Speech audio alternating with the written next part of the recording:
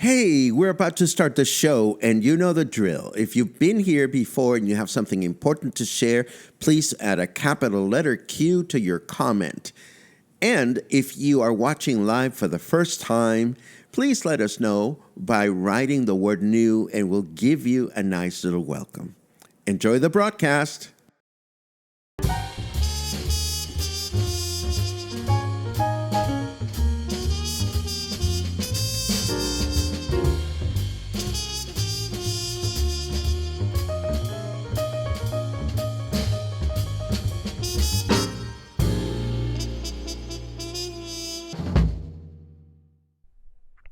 Okay, so my cameras are determined to play mind games with me. No, I did not expect to see myself putting on my shirt as I was approaching my desk, but you know, it's been one of those weeks. I am so glad it's the end of the week. I'm looking forward to a mellow weekend. And how is everybody out there? This is Coffee and Headlines. Today is Saturday, the 24th. Today is Flag Day, so we'll have a chance to unpack this important celebration. But first, I want to make sure that everybody's doing good and ready for today's broadcast. We have news to share. There is more controversy in local elections. There is Lopez Obrador, our president, is in deep doo-doo, and I tell you why. But let's take things in order. And then, of course, we have a special feature on Mexican Flag Day. But let's focus first and foremost on the path that our mayor has taken. First, we learned that Mayor Michel announced that he wanted to run again as the mayor of Puerto Vallarta for the Morena party. Then we learned that the state's electoral college said, well, you cannot do that because due to statistics, the next mayor has to be a woman. Then we learned that Mayor Michel made noise and he says, well, I'm going to appeal because that is against my rights. He even took a leave from his job as a mayor to run his campaign, which made everybody assume, well, the mayor would not take a leave if he was not the official candidate, right? Well, the Morena party has come out and announced a candidate, and it's not Mayor Michel. It's his wife. Yes, there were talks about Mayor Michel's wife in the past as being one of the mayors for our city. Her name is Maria de Jesus Lopez. They call her Chuyita. She is the current president for DIF, the institute that oversees family matters throughout Mexico. She is the president of the local chapter. Does that make her a suitable mayor? I don't know. I've never seen much of her. All I can tell you is it's the strangest thing. There were other women that could have made excellent candidates. So why does the Morena political party choose to do these opaque polls and decision-making processes is a mystery to me and to many people in our city. As a matter of fact, this news has been broadcast or repeated not only locally but also statewide and nationally.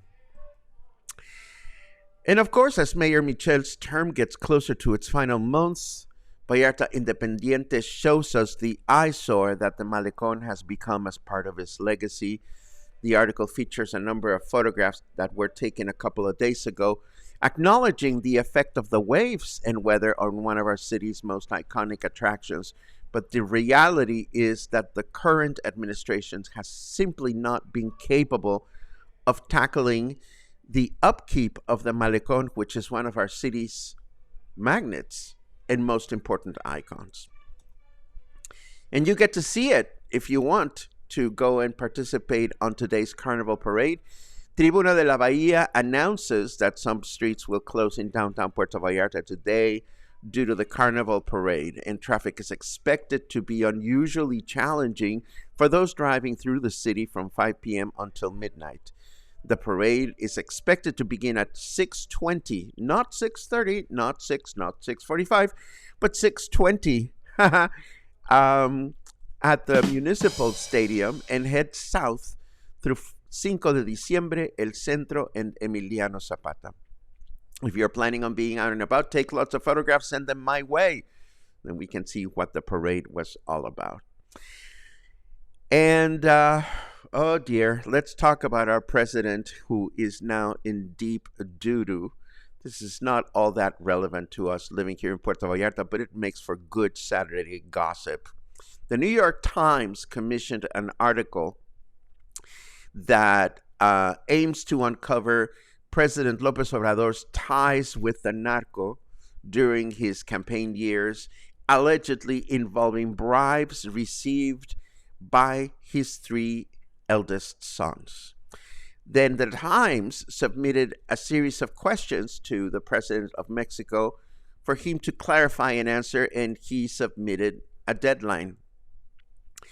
AMLO, our president, answered the questions, denying the allegations, and made a big to-do in one of his morning press conferences, calling the Times all kinds of names.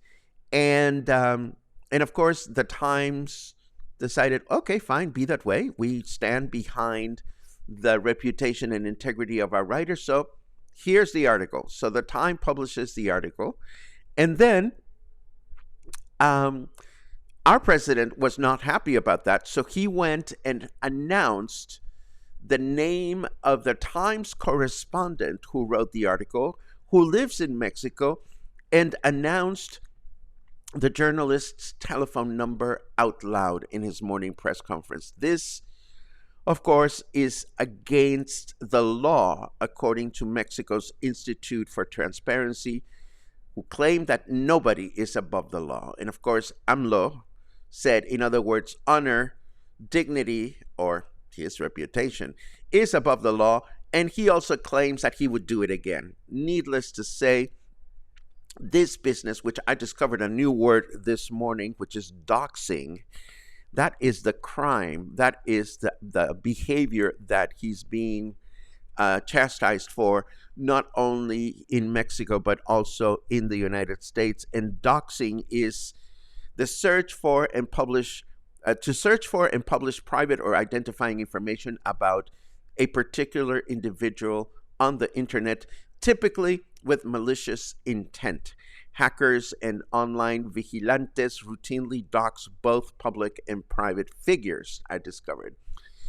And President López Obrador was asked, what if something happens to her, as a result of you revealing her telephone number? One of the journalists that attends his morning press conference asked this question. And López Obrador gave the sad answer of, oh, come on. It's not that big of a deal. And if she's worried about that, she can change her telephone number. That is what the president of Mexico said. It's not a pretty situation, and we will keep looking at this as we move forward. Needless to say, there's very little we can do, but it is troubling that the president of Mexico took this stance in public. Moving to other news, I learned this morning that temperatures today, now that the cold front is gone, our temperatures nowadays are higher than last year's. We may still be in the middle of the winter, but if you think it's getting warmer, know that it is getting warmer to the point that it is even warmer than it was at this time last year. Let us take a quick look at our weather to see what we can expect today. And Snarky Weather says, by Grabthar's hammer, it's partly cloudy. I don't recall who Grabthar's is. Then again, I haven't been watching a lot of television series lately. But it is 24 degrees right now. Humidity is high at 62%. And our weather forecast says it's humid today with mostly cloudy skies. A high temperature of 28 is what we can expect with a low temperature of 17. Then tomorrow, Sunday, will be humid with mostly clear skies throughout the day, a high of 28 and a low of 18. And then Monday, it will be humid with mostly clear skies, but a few clouds may be wandering around. We will expect a high of 28 and a low of 17.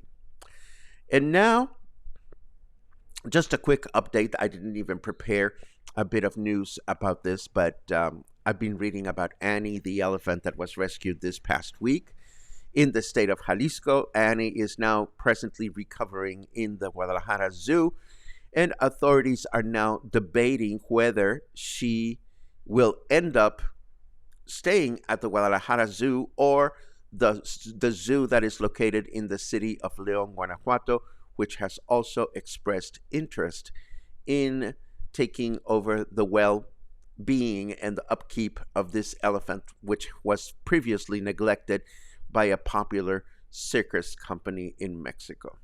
And now, right before we enter the comment section, I remind you today is February 24th, and this is the day in which Mexico commemorates our flag. So Pida, our Paco's inflatable digital assistant, has prepared this little something to share with you. Take a look. An evolution of the Mexican flag.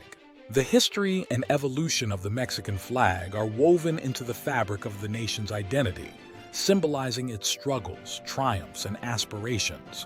From its humble beginnings to its current form, the Mexican flag has undergone numerous transformations, each reflecting the country's changing political and social landscape. Since the foundation of Mexico, there have been multiple iterations of the national flag, each with its significance and symbolism. February 24th is celebrated as Flag Day in Mexico, commemorating the adoption of the current national flag and serving as a reminder of the country's journey toward independence. This date marks the proclamation of the Plan of Iguala by Agustín de Iturbide in 1821, signaling Mexico's emergence as an independent nation. Throughout history, and placing aside slight design variations, Mexico has officially recognized 4 national flags. The first official flag, used by Miguel Hidalgo during the War of Independence, was a banner depicting the Virgin of Guadalupe. It symbolized hope and inspiration for the insurgents fighting for freedom. The second national flag was adopted by Agustín de Iturbide in 1821, featuring 3 vertical stripes of green, white, and red with the crowned eagle emblem in the center. This flag, known as the tricolor, represented the unity and independence of Mexico. During the reign of Emperor Maximilian I, a third national flag was introduced, bearing similarities to the French imperial standard. This flag featured the crowned eagle surrounded by 4 additional crowned eagles in each corner, symbolizing imperial authority. However, with the end of the Second Mexican Empire in 1867, Mexico returned to its republican roots and adopted the 4th and current national flag. This flag, known as the tricolor, maintains the same design as the previous flag but without the imperial symbolism. The colors of the Mexican flag have remained consistent throughout its history, symbolizing the aspirations and values of the Mexican people. Green represents hope, white symbolizes unity, and red embodies the blood shed by the nation's heroes. Over the years, various versions of the Mexican flag have emerged. reflecting the country's political upheavals and transitions. From the flag of Miguel Hidalgo to the banners of Benito Juarez, Porfirio Diaz, and Venustiano Carranza, each iteration tells a unique story of Mexico's struggle for freedom and democracy. Today, the Mexican flag is a proud symbol of the nation's resilience, unity, and cultural heritage. It serves as a reminder of Mexico's rich history and the enduring spirit of its people. As we celebrate Flag Day, let us honor the legacy of the Mexican flag and the ideals it represents. If you have enjoyed this short feature, you may enjoy watching Coffee and Headlines, our morning Yada, yada, yada.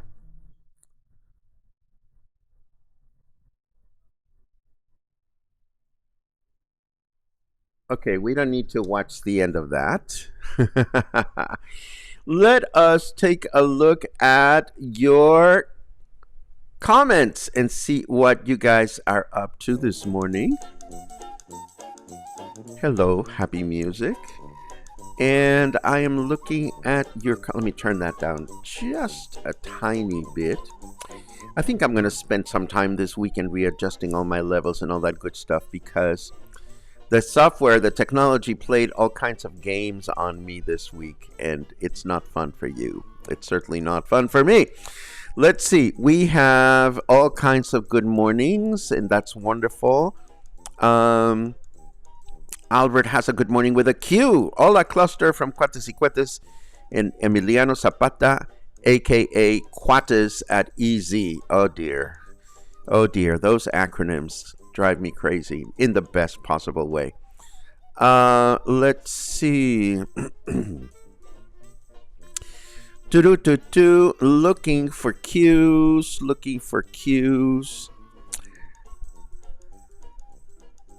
Or interesting comments like JFC esposa. Well, I know what JFC stands for, and I'm not going to say it out loud.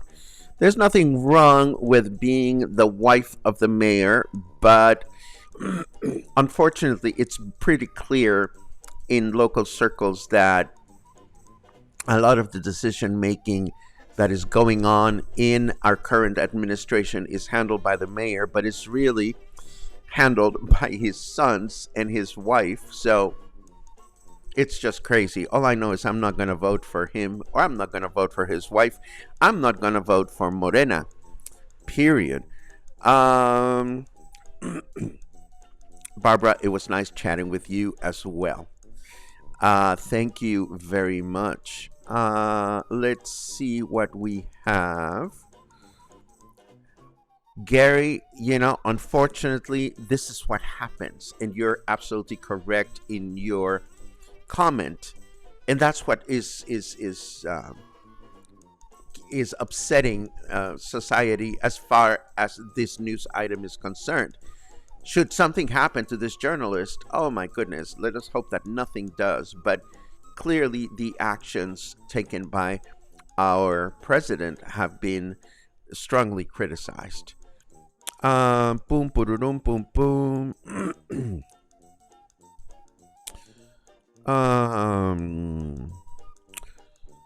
Filbert, I thought we would get to meet you yesterday. AMLO doesn't care what he does anymore. He's looking forward to his retirement. Actually, the problem with our president, Filbert, is that he cares too much. And while he's still in office, he continues to meddle a lot in the future of the party that he represents, and that is what a lot of people are criticizing of him as well. Let's see.